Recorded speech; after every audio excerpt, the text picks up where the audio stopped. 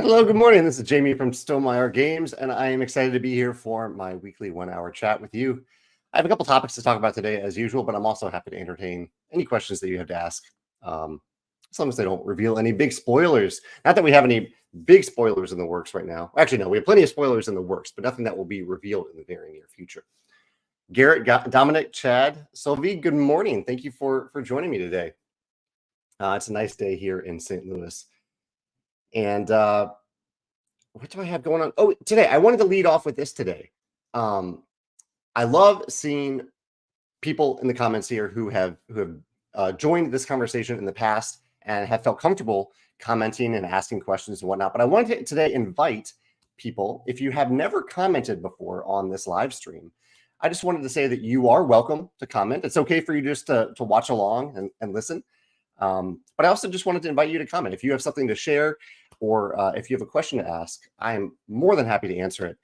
And if you need maybe an opening to say something, I'll share with you my question of the day, which is, how have your gaming preferences changed over time, particularly among your favorite games? How have you noticed, like if you look back 5 years ago and then you look to the present day, what games were maybe you don't even have to name specific games, but how have the games that you played then evolved into the games that you play now, especially your favorite games, the games that you love to get to the table?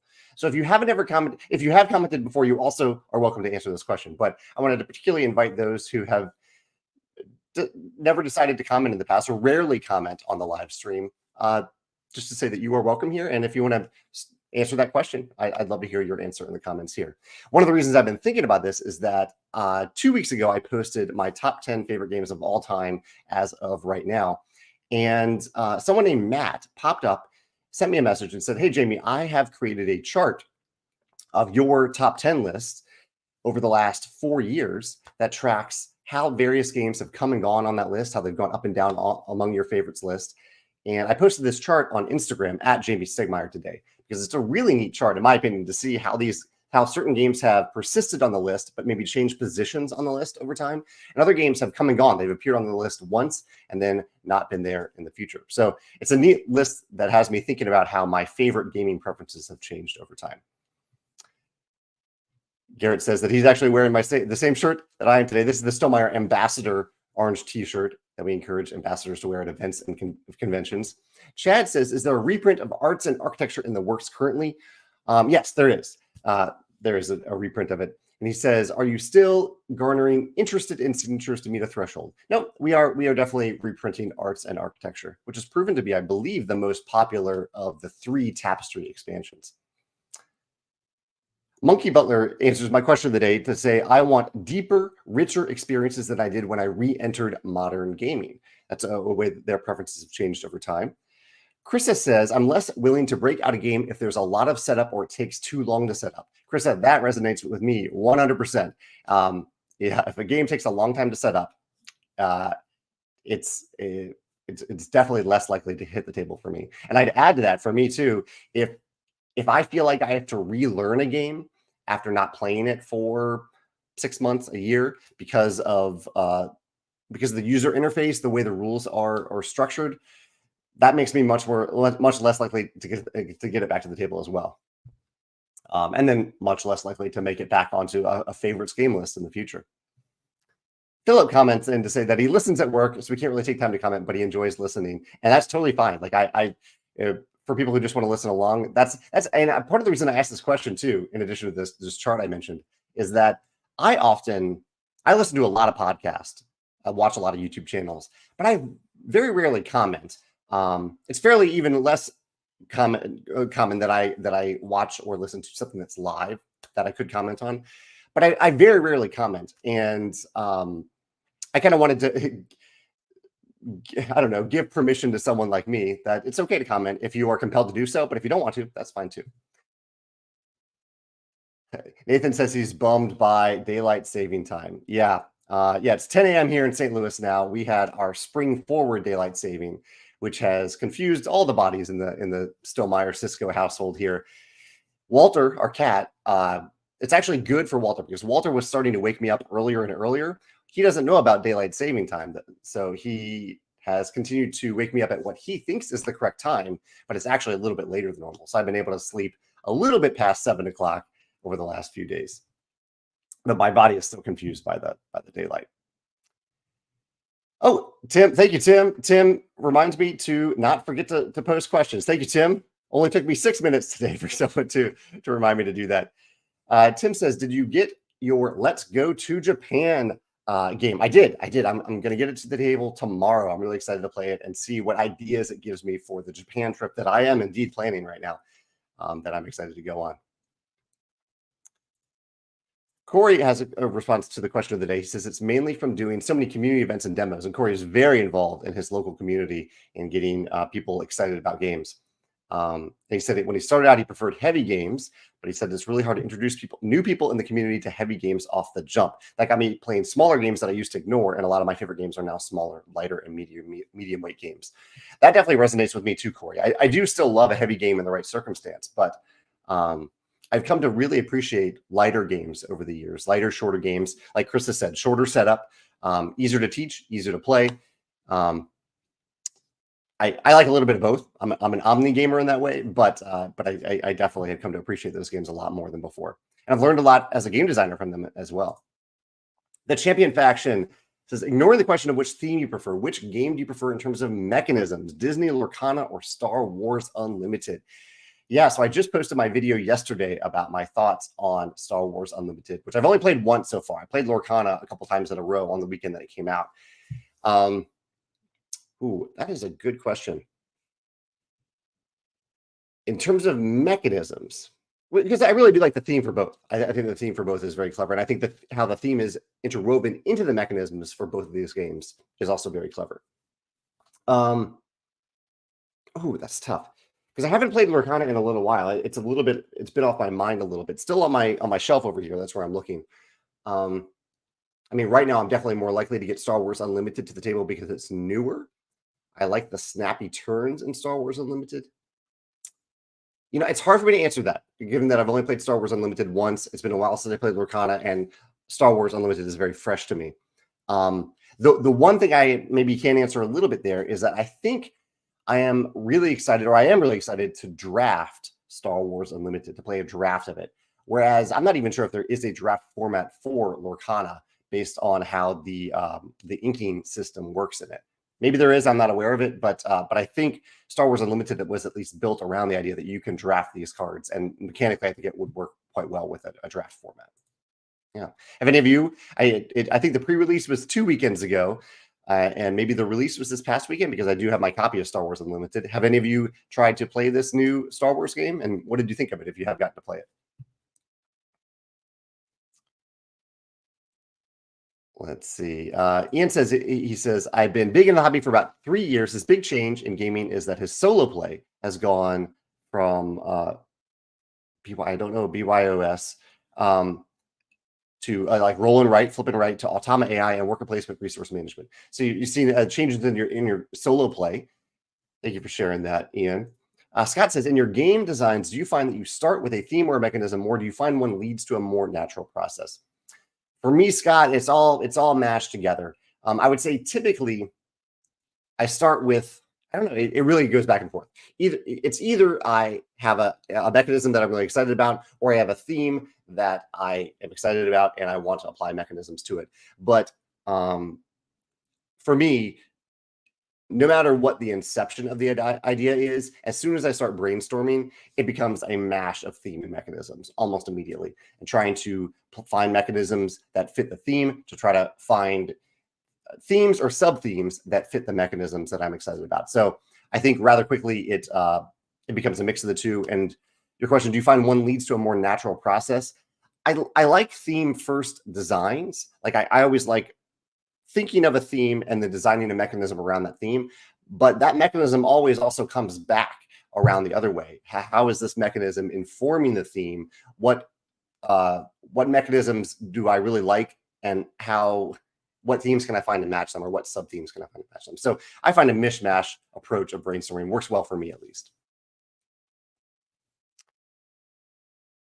Carlos says, have you researched if it's feasible to develop an AI assistant in the Stonemaier Games website or the Stonemaier Games scoring app for rules clarifications? In theory, it's possible, but not sure if it's cheap.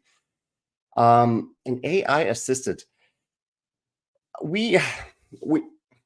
So we don't do generative AI at Stonemaier Games at all. We don't use it for writing, for editing, for art creation, none of that stuff. AI assistants are kind of a tricky middle ground because if an AI could learn the rules for a game and help someone learn those rules, that's a thing that could happen. But it isn't something that we're pursuing right now. So maybe someday that will be something that makes games more accessible for people. And if that is the case, if it increases accessibility, helps people get our games to the table, or helps people get games to the table in general, helps answer rules questions, I'm open to that sort of thing, but probably not something that we're going to invest in. Yeah. Sam says, you had asked in a previous live stream how people feel about their top games not getting plays. Did this question influence your list this year? I think it did influence it a little bit, Sam. I think I may have asked that. Well, I can't remember exactly when I asked that question in relation to when I filmed my current top 10 list, but it has been on my mind. A big question I asked myself as I was creating my current top 10 list was, am I actually actively trying to get these games to the table or not? These games that I consider my favorite games. But I believe I have a video coming up. Did I already film it? I may have already filmed it. Oh no, I haven't filmed it yet. So I have a list about my favorite games that I don't actually play. That was the question that I asked a week or so ago. And I have not created my own list for that topic yet, but I do have some notes from the live stream during which I asked that question. I did this past week's top 10 list was about roguelikes. So that was a question that I brought up a few weeks ago on the live stream about roguelike and roguelite deck building games, in particular, not only deck building, but games that feel like tabletop games, but are mostly digital. So these are digital roguelikes, digital roguelite games. And so I did a video about that topic, my top 10 favorite digital roguelikes that I think tabletop gamers would have a lot of fun with. That was my video from this past week. I also wrote a post about gender in gaming. This was a topic that I think I brought up on last week's live stream. And what was my post this couple days ago? Marketing methods. Yeah, I did a post about. It's been a while since I did a post about like the 10 marketing methods that I find work really well for us, and so I wanted to share that list with other people. That was my post the other day. Tony says, our group played Wingspan for the first time last night. He lost, but everyone gave the game 2 talons up or 2 thumbs up. Was there any thought about making the multiplier tokens wooden? With the upgraded tokens pack on the table, it stood out as one thing that was not upscaled. That's a good question, Tony. No, I actually didn't think about that. I haven't found the multiplier token to be used all that often. And I figured if you have the wooden tokens, then you can also substitute in cardboard versions of those tokens instead of even using the multipliers at all. I see what you're saying, but honestly, no, it wasn't something that I thought about. Naziz says, I wanted to ask you if I ever quit designing new games myself. Oh, no, he's asking if I have quit designing new games myself. Oh, no, not at all. I mean, I spent quite a bit of time designing Expeditions, which was released last year. And I'm currently I'm always working on 2 games at a time. So I work on 2 games at a time. Which title of the board gaming industry do you personally resonate with the most? Maybe personally, there's a word missing. Personally like the most, maybe designing, developing, publishing, marketing. I really like the variety. I like that my job involves variety. I like that it's some design, it's some development, it's a lot of project management and product creation. It's a lot of marketing. It's some people management, and some of it's financial, some of it's operations. There's a little bit of everything that goes into my day. Some of it's just troubleshooting. A lot of it's customer service. So yeah, it bounces around throughout the day on any given day, any given week. And I really do like the variety. Chet says his wife wants to eventually play Ark Nova with me, but she is still a green gamer. What games or games would you suggest I play with her to ease into Ark Nova? I did a video kind of on this topic a while ago, Chad, about sequential games to kind of bring someone into modern games one step at a time. And I don't remember if you search the word for sequential on my YouTube channel, I think you'll find the full list. It's 5 games from me and 5 games from a guest. but I remember it ending, my list ended with Wingspan. So I built up to Wingspan, and I think the next game after that could definitely be Arc Nova. I think Wingspan segues nicely into Arc Nova. So check out that list. I'm sorry I can't remember it off the top of my head, but feel free to check out that list to lead your wife maybe up to Wingspan. As I mentioned that, I knocked over my chocolate of the day. I have some Hershey's Hugs from Valentine's Day as my chocolate of the day today. That is my little indulgence. What do you have as your little indulgence, your little treat, or your little chocolate of the day today?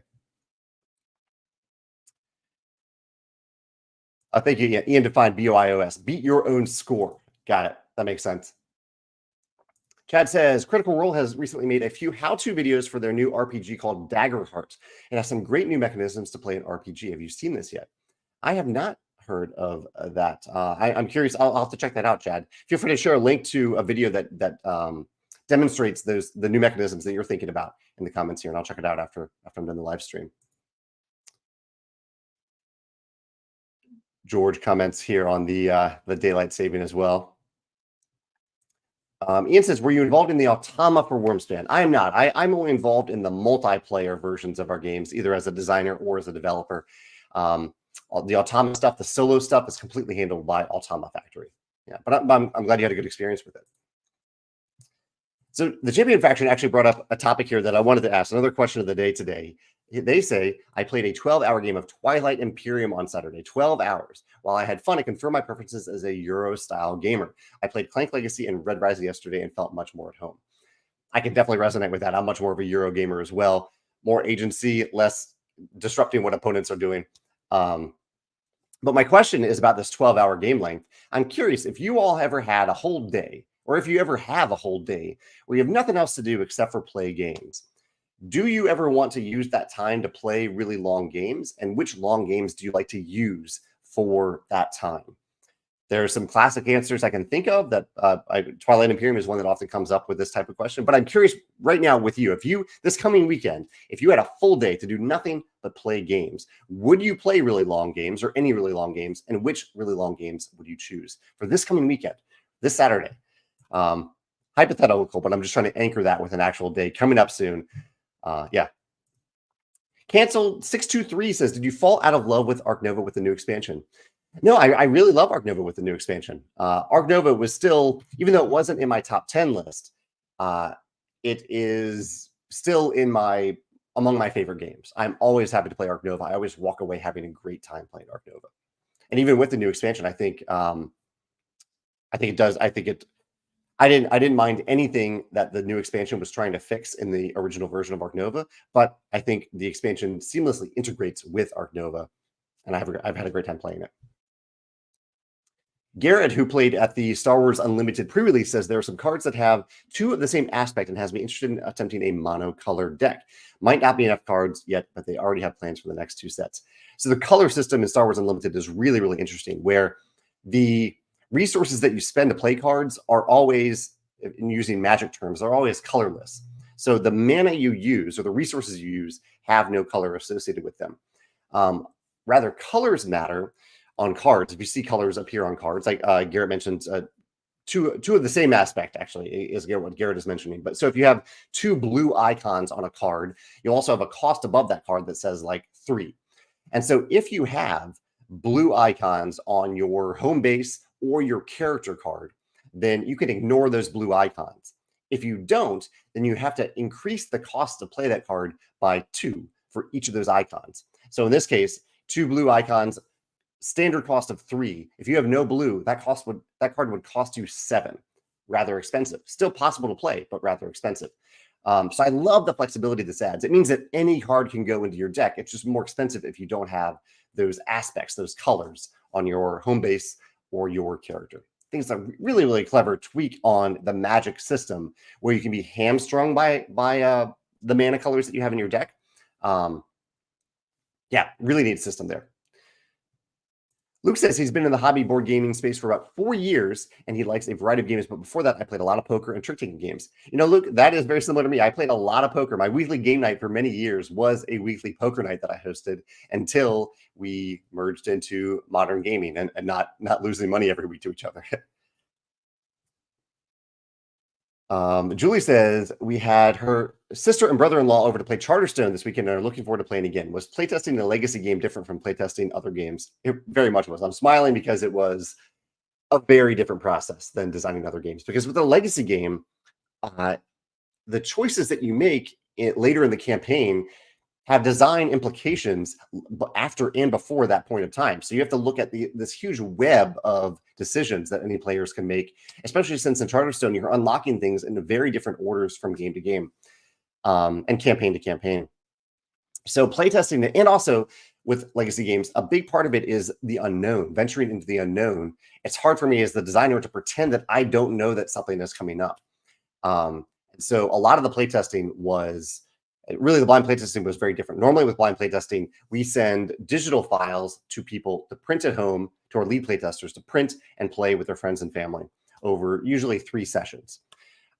With Charterstone, we needed people to play a full campaign plus 1 additional game after the campaign. So it's 13 total games, and we needed them to not spoil everything in the campaign before actually playing it. So I didn't have to. I paid someone to assemble the prototypes and mail them to groups that were committed to playing that many games. And it was a very tricky process because it was very expensive to do that. And the campaigns didn't always work all that well. Some of these groups would encounter cards that weren't balanced, text that didn't make sense, because that's part of the playtesting process. And so I really had to work with playtesters, lead playtesters, to to work around those shortcomings so they could continue to play the campaign and not have the campaign just be ruined. And I did run into some. It was a good way for me to learn more about playtesters, because there were some playtesters that just couldn't do that. Like, they would just let a player in their group use the same broken card over and over and over again after we knew it was broken, after they knew it was broken, and it would ruin a lot of the remaining playtesting experience. That data would have been really helpful for me to have.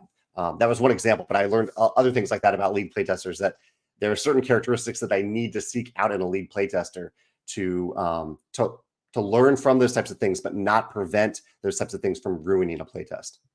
Yeah, so I learned a lot from playtesting a legacy game, and I don't want to do it again. Jonathan says that he's been moving away from lighter and party games. I'm moving away from them. I think it is because I mostly play solo these days and find more joy in complex decisions. In groups, the game doesn't matter, so we play old favorites. That's interesting that you to hear that you've moved towards solo gaming. You still have some times where you play games with groups, and the games might be different from group to group versus your solo play. Jeff says, we're 2 weeks into Survivor 46. I'm loving Survivor Season 46 so far. Any favorite players yet? I'm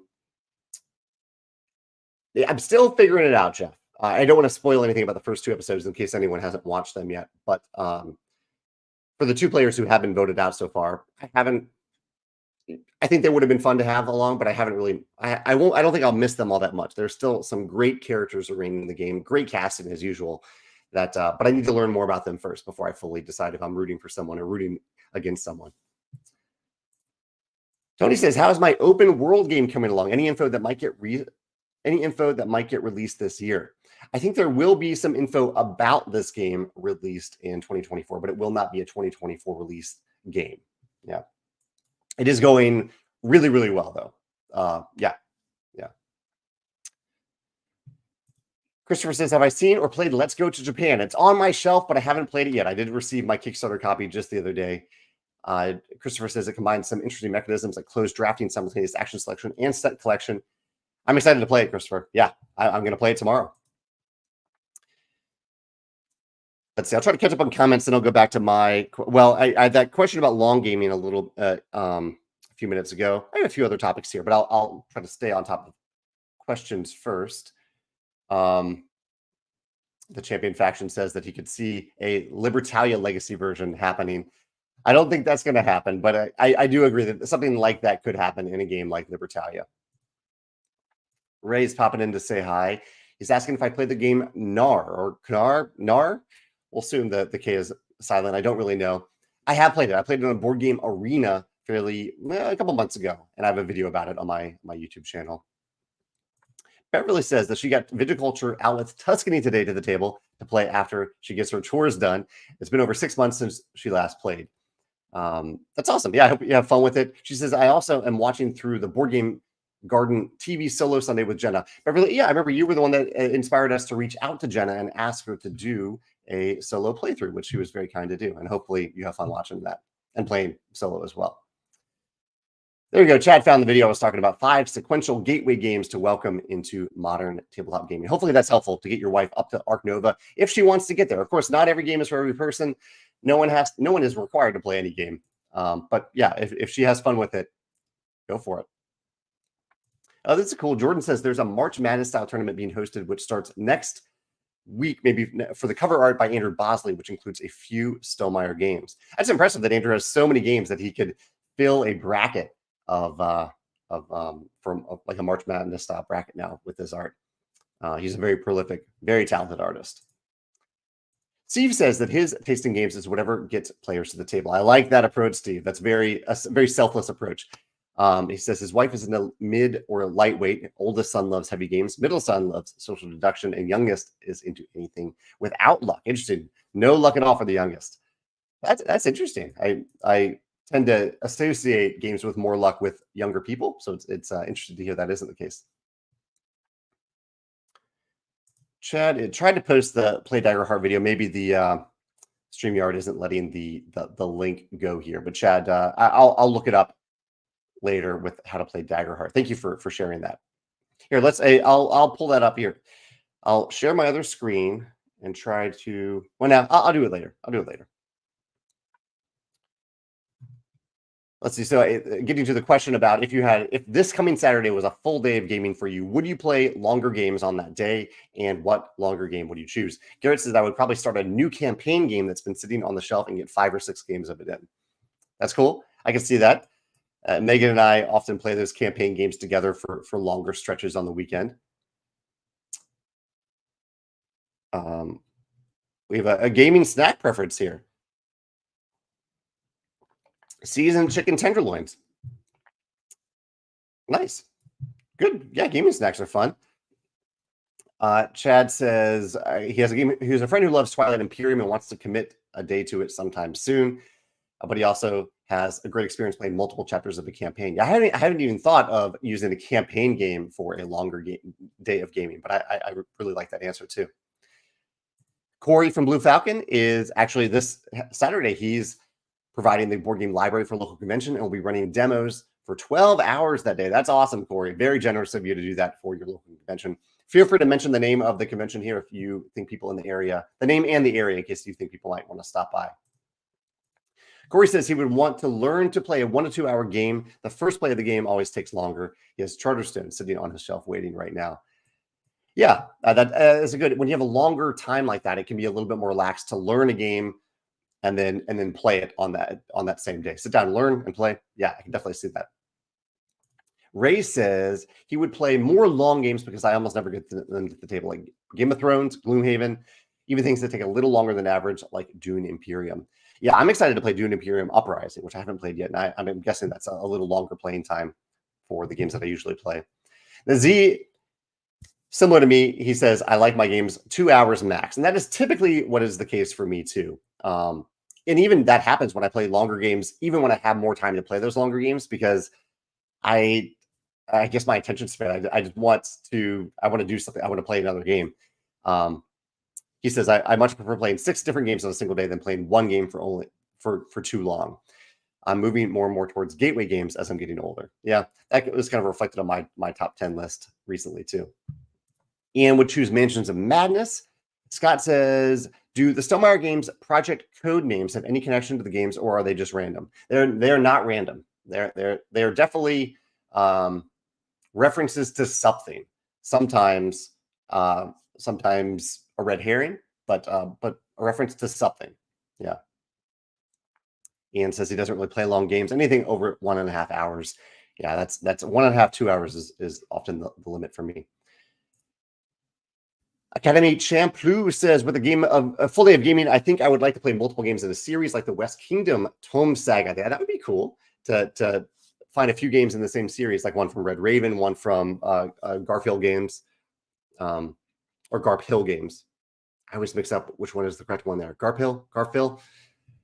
Champion Faction loves all-day gamings. I usually prefer multiple different games throughout the day, but if it's one game, I'd want a campaign or legacy game like Sleeping God, Scythe, The Rise of Fenris, Charterstone, etc. Love these answers about long games. Tony has one too. Ark Nova, Sea of Legends, Eldritch Horror.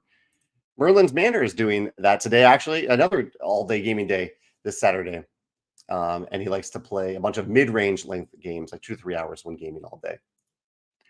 Hilda says, we used to do that. She used to host days like this at Sunday before she moved to Orlando. They'd start at noon, and it was usually a mix of one long game and then a mix of shorter games, 30 to 60 minutes. Break up the day with some healthy snacks. That's awesome. That's wonderful, Hilda. I'm sorry that hasn't been able to continue since you moved to Orlando. I'm sure people would love to try that again, but I know gaming groups and locations change things over time. I'm going to come back to comments in a second. Let me read off the rest of my list real quick. You can bounce around if these give you any ideas, things you want to talk about today. I went to a hockey game this past Saturday. I don't follow hockey. I haven't been to a hockey game in like 20 years. But my cousin plays for the Air Force Academy in Colorado Springs, and they were in town for a tournament here in St. Louis. My aunt and uncle were also visiting to watch him play. And so I went and watched the game. I wanted to support my cousin. And it was actually a lot of fun. I was reminded of how much fun random live sports can be just when you decide to give it a try and maybe pick a team if you have a team. Like I had no allegiance to either team. And it just so happened that the team they were playing was Mizzou, which is the University of Missouri. So there was quite a few fans on the opposing side here at this game. And there was a good atmosphere basically for this game. So it was a lot of fun. It ended in an overtime loss for the team that I was rooting for my cousin's team. But my cousin played well. He played really, really well and almost won the game for them a couple times in overtime. So I wonder if any of you have ever had that experience where you go to a live sporting event for a sport that you do not follow, you do not really care about, but you end up finding yourself getting into the game more and more as you sit there and watch the game. That was definitely my experience on Saturday. I happen to be reading the Beartown series of books, the Beartown trilogy, which is all about hockey, or at least about a hockey town. And so my mind's been on hockey a lot recently due to those books. So it was fun to have those two coincide. Some games I played recently, Star Wars Unlimited, which we've been talking about today a little bit. My virtual gaming night last week, I played Veil of Eternity on Board Game Arena. Had a lot of fun with that. And also Wingspan's birthday was on March 8th. I believe that was last Thursday or Friday. Wingspan celebrated its 5th birthday 5 years after its retail release. And so I invited people this weekend to play Wingspan, to share their stories about Wingspan, their preferred ways to play Wingspan, all that sort of stuff. I'm curious if any of you got Wingspan to the table for its birthday weekend. Also, I wanted to show we got, and hopefully I won't get emotional here. It's okay if I get emotional too.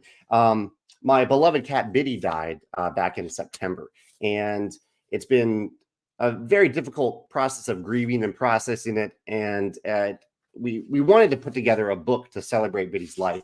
And a friend gave us a gift card to a place called Artifact Uprising. And so Megan very kindly spent some time putting together this wonderful photo album that is just all about Biddy's life. We went with this big book, hundreds of photos in it that goes and shows Biddy's life. And it's I don't know. It's meant a lot to me to just have the book on the table. I found myself like in idle moments just going over to the book and looking at it and remembering how special Biddy was to me. So anyway, I wanted to mention it because of the tangible element of it. A lot of the photos in my life now, are on my phone. They're on my computer. It's rare that I have an actual photo album, but putting this together has been helpful for us, for me. I don't know if it's been good for the grieving process or if it's helped me just remember how special Biddy was to me, but I really like the tactile element of it. I wanted to recommend it. The company that we used for it was a company called Artifact Uprising. Yeah. And any other topics? Oh, watched a lot of movies recently. Watched the Wonka movie, the Mean Girls musical, and Damsel. All pretty good movies. I would put Wonka at the top of that list as my favorite of the three. But I enjoyed all three. And last, today I'm going to be on a podcast called Bards of the Board. It's a new to me podcast. I have subscribed because I listened to one of their episodes and really enjoyed it. And I'm going to join them for a short chat today for an episode that will probably go live later this week or next week. That's Bards of the Board.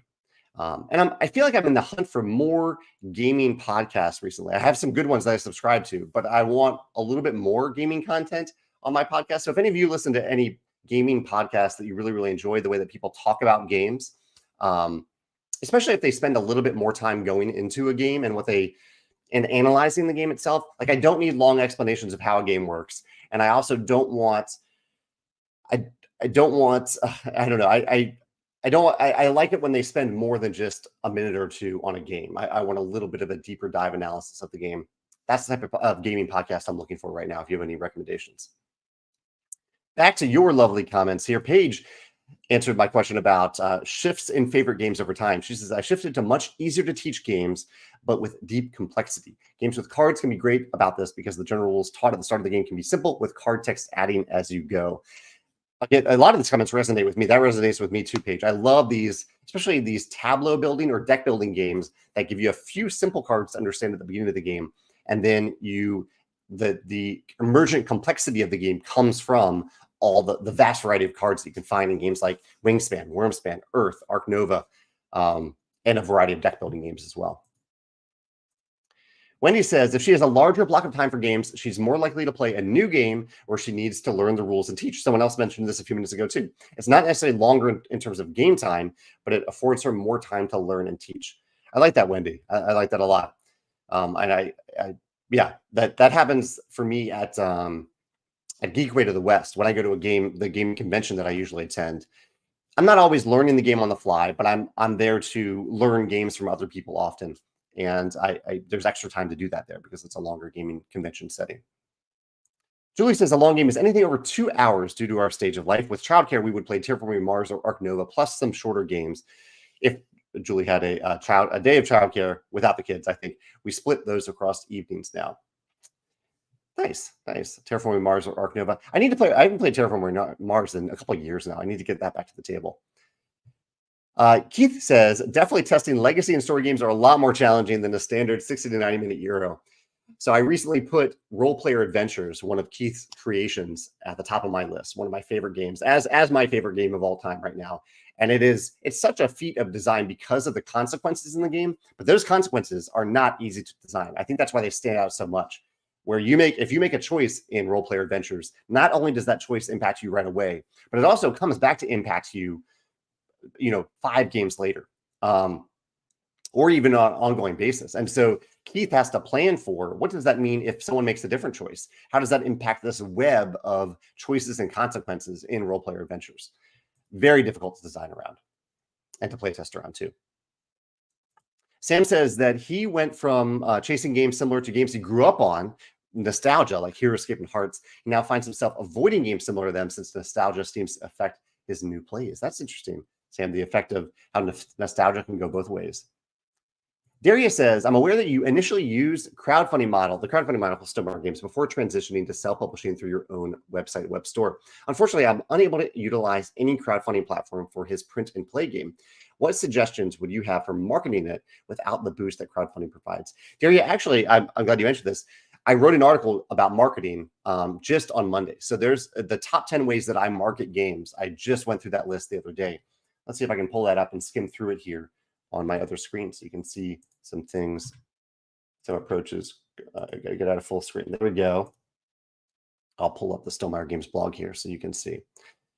And I also feel like I did another article recently about this topic a little bit about, what to do, how to market. Yeah, I'm bringing up 2 things here. So, and I'll show you how to get there so you can read these in more detail. So, show my screen. I go to the blog first. Here is 10 marketing methods used at Stonemaier Games. They range from giving people reasons to get the game to the table. That's something that you do after the game's already published. Reviewers, always big.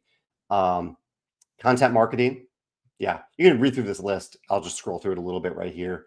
Retailers, you're not at retailers yet. Pre-launch, having like places where people can sign up for it. Obviously, you need to let those people know that it exists too, but you also need to have them give them some way to sign up. But the other article I thought of is in the top 10 list. It's another one that I wrote about fairly recently, and this is one that you'll definitely want to check out. So go to blog, top 10 list, and then go to 10 ways to thrive without crowdfunding. This is another fairly recent top 10 list or 10 list that talks about not necessarily only marketing, but also different methods that you can use that are crucially important, I think, if you are not using crowdfunding. Yeah, good question. Ian says, would you consider producing television shows or films? No, I mean, I have my plate full producing board games, so I don't really have time to produce shows or films. If you're asking if we would ever license our intellectual property for someone else to produce a TV show or film, I'm certainly open to that. Yeah, I don't think that we have many games that would translate to that format, or would bring enough eyes in for someone to justify making a whole game based off of viticulture, even with viticulture being a very well-selling game, with the exception maybe of Scythe. Like, I think Scythe is it's a visually compelling world, and it's a world that Jakob Brzezowski holds the rights to, and I think someday there might be a TV show or a movie based on the world of Scythe, or based on the 1920 plus world that Jakob created. That will be independent of us. We only have the tabletop rights to that world. So if Jakob's working on it, that is independently of us. Chad says, well, you need to take a vacation after finishing your open world game. Has this been your longest design yet? Definitely been my longest design so far. Yeah, I've been designing it for around 7 years now. Will I take a vacation afterward? I don't know. Probably not. I don't think it will impact my vacation schedule if I'm going to take a vacation, but it will certainly feel good when I send those files to the printer. Absolutely. Mark says, what do you think I should do to encourage crowdfunding projects to include his country to ship their games to? Felt like we're missing out on a lot due to this restriction.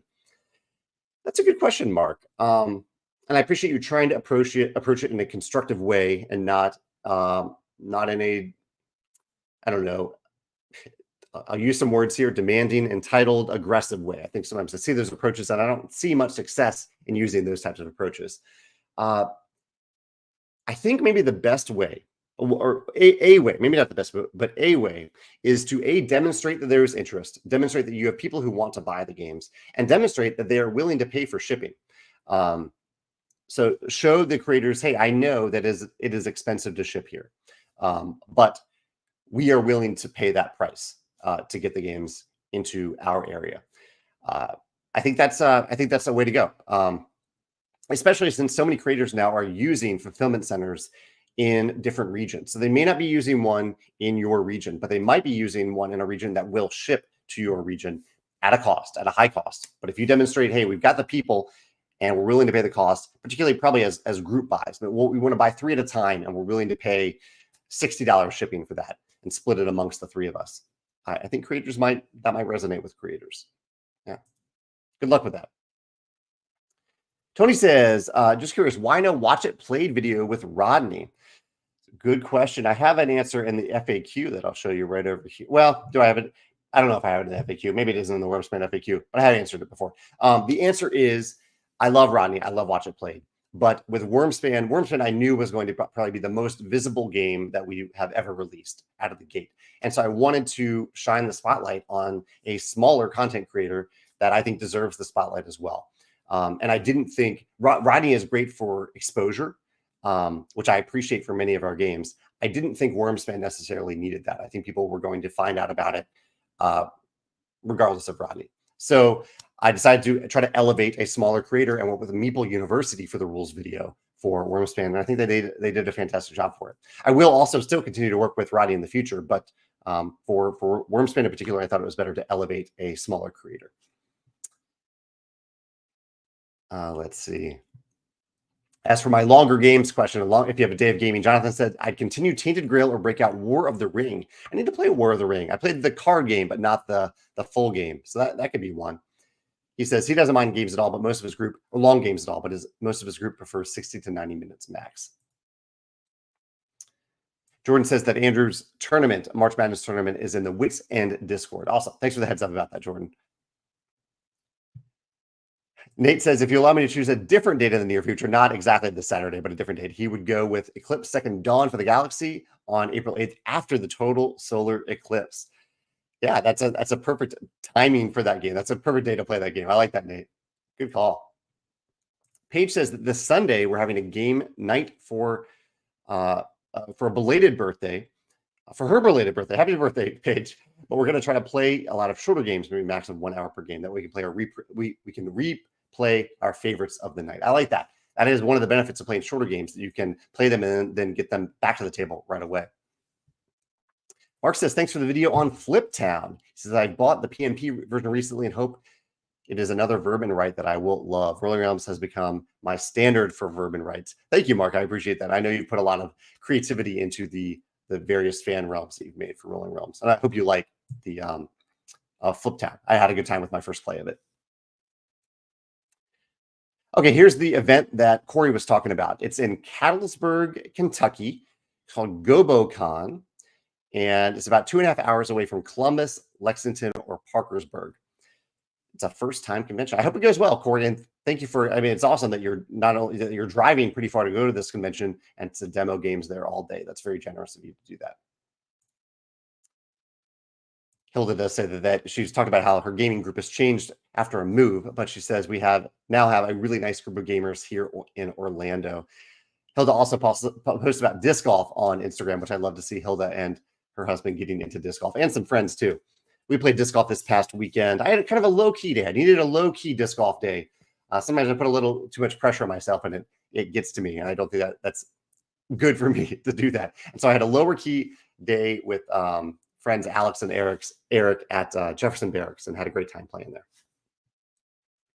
Ooh, Garrett said that he just started reading A Will of the Many based on my recommendation a few months ago. I hope you're enjoying it. Yeah, it's quite a book. I'm really excited to see what happens next in that series of books. Only one book out so far.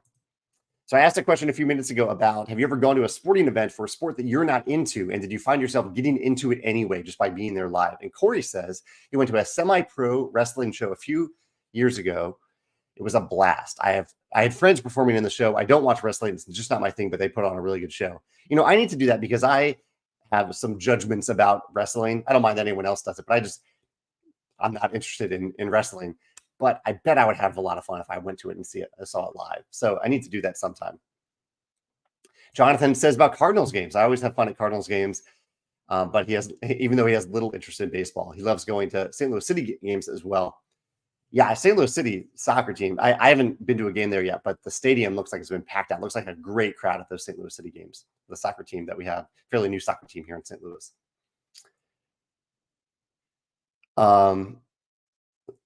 Hilda says that she even met some new Florida friends in St. Louis at Design Day. That's awesome.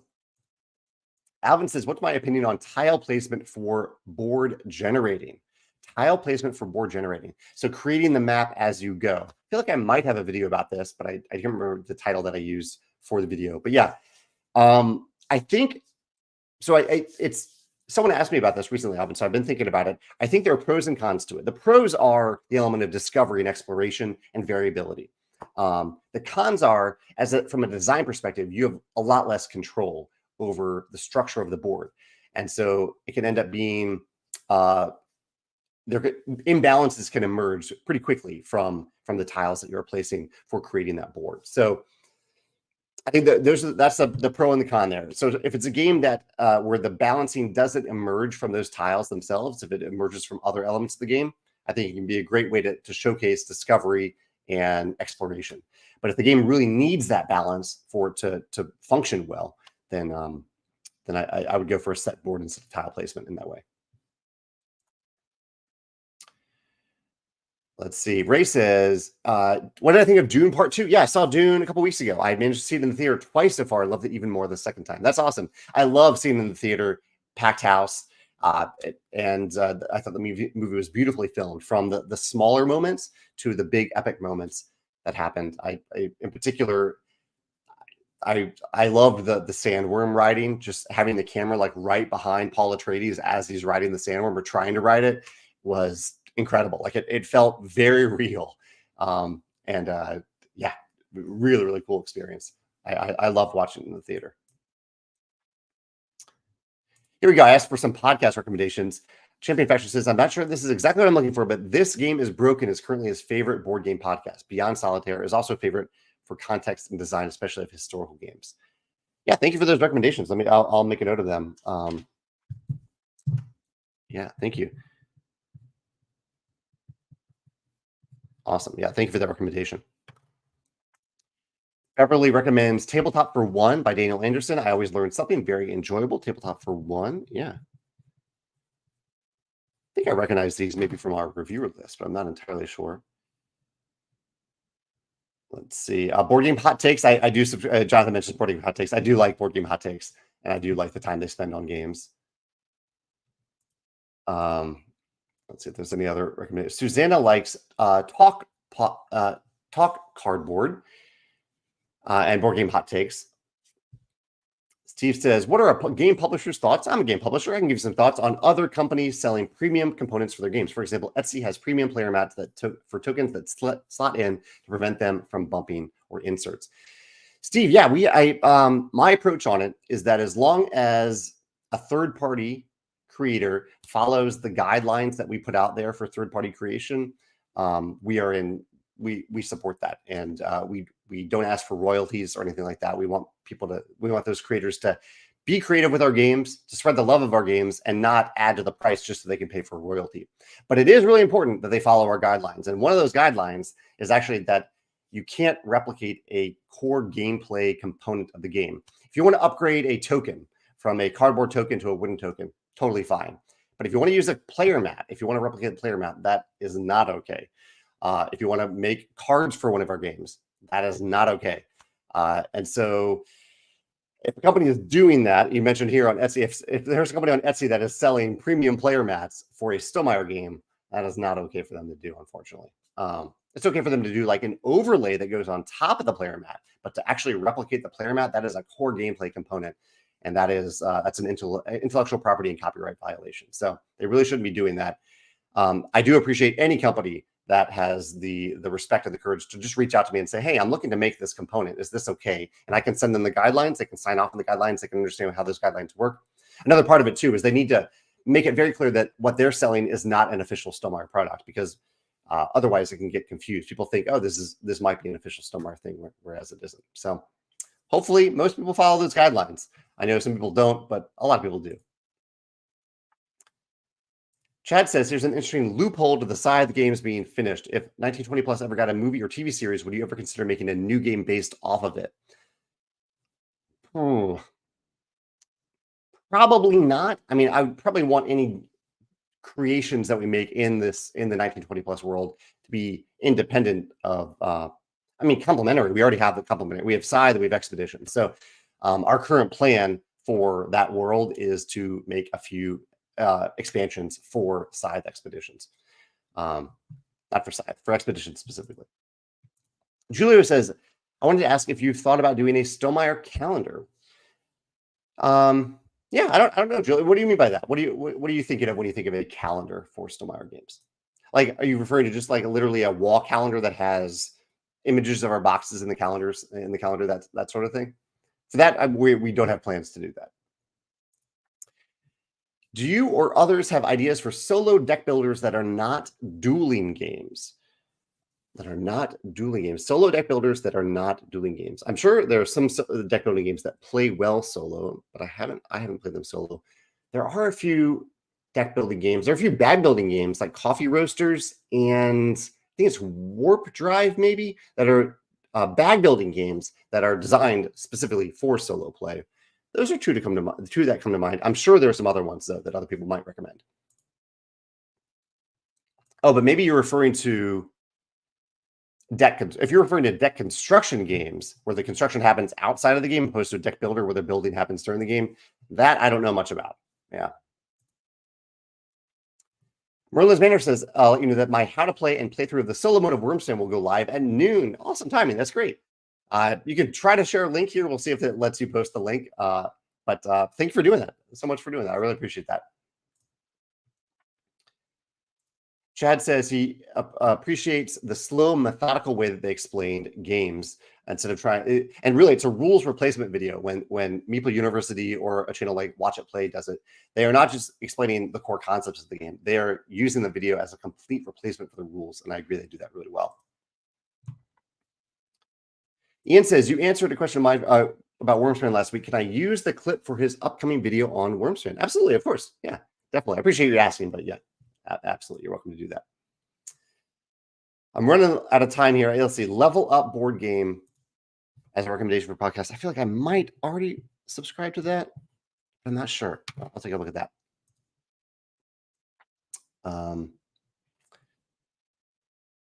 Ray is talking about the new Dune movie. I was very impressed by the quality of the special effects. He completely forgot what was real and what was fake. Yeah, something about, I don't know if it's the sand of the planet, like the desert or what it is, but it feels like a lot of practical effects, even though I'm sure quite a bit of it was not actually practical. It was actually CGI, but it seamlessly blends in with the realism of the movie. I totally agree. Horde of the Board asked if they missed anything or how much did I miss? You missed the last hour, but you can go back and watch it. You can go back and look at the comments if you want. He has wings, or they have Wingspan, and they love it. I hope when an expansion comes out that it'll be different than the Wingspan expansion. Certainly, it's a different game, so they'll definitely be different than the Wingspan expansions. Specifically when it comes to the Dragon Guild board. Yeah, I think if we do make an expansion for Wormspan, that adding more Dragon Guild tiles will be a natural way to expand the game. We don't have any expansions in the works right now, though. Corey says, did you see that the House of 1,000 Corpses, the game Kickstarter, got put on hold due to an IP dispute? Apparently, it's specifically due to the use of a likeness of an actress and not the story itself. Interesting. Yeah, that's the tough thing about an IP game. You have all these little rules that you have to follow. It's why I generally avoid IP games. I made an exception for Scythe because I was kind of helping Yaka build the IP together, and also for Red Rising because I really love Red Rising. But that was a very cumbersome process to go through, the Red Rising process. Fortunately, we didn't have to deal with anything like this. Yeah, that's very tricky with IPs. Let's see. Alvin has a question about Alvin had the question about creating the board of a game from using tiles. He says, I'm working on his first pitchable game. In this game, it has tile placement, board generation, but it has rules in place that allow or requires players to place tiles representing resources that become available to anyone who goes there to generate them. Like every third tile laid of at least 2 spaces by a player, the resource available to the tile can be placed on the tile, allowing it to become a resource yielding tile. Do you think this is a good approach to the unbalancing? It could be. It's hard to answer that on the fly. I would say if the rule is explained in the UI of the game, so if players don't have to remember that rule, it's as they place the tile somehow is communicating to them what they can or cannot do.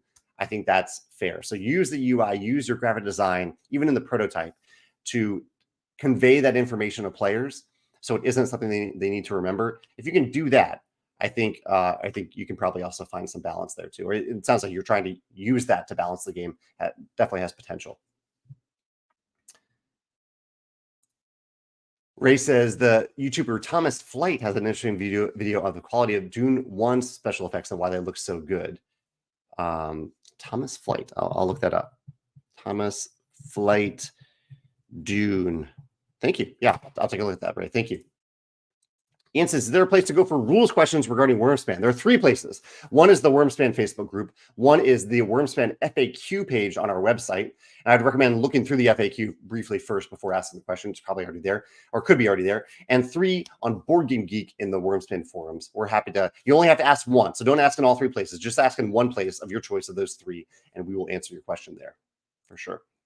Mark says, do you think you would approach the Pokemon company again about a Pokemon and Wingspan crossover? It's possible. We'll try that again someday. Again, talking about IPs, I think working with an IP could be a big struggle to do that. But if it wasn't too difficult to work with the Pokemon company on a Pokemon version of Wingspan, sure, we would consider it. I think that would bring joy to people. So that's something that we'd probably consider.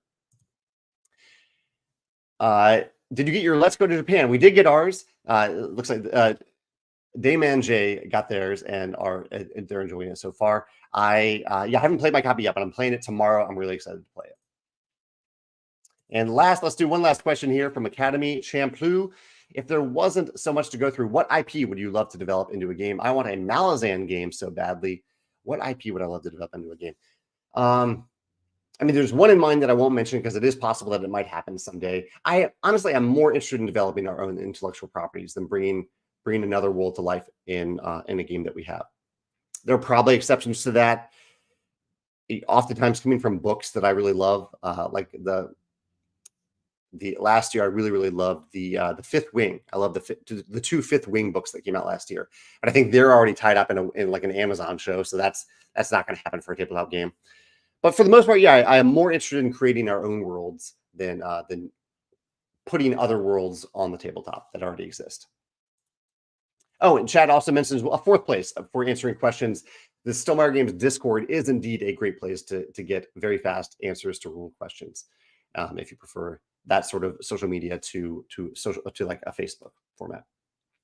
Awesome. I think that wraps up today. I'm going to go have some lunch and eat my chocolate of the day and look at my biddy book a little bit, of course. Thank you all for joining me today. This has been a pleasure to hear your answers to questions, to answer your questions, and just to chat with you. And if you have any other questions that come up, feel free to ask them in the comments of the YouTube version of the video at any time. I'm happy to answer there. All right, take care. Have a great day. Bye.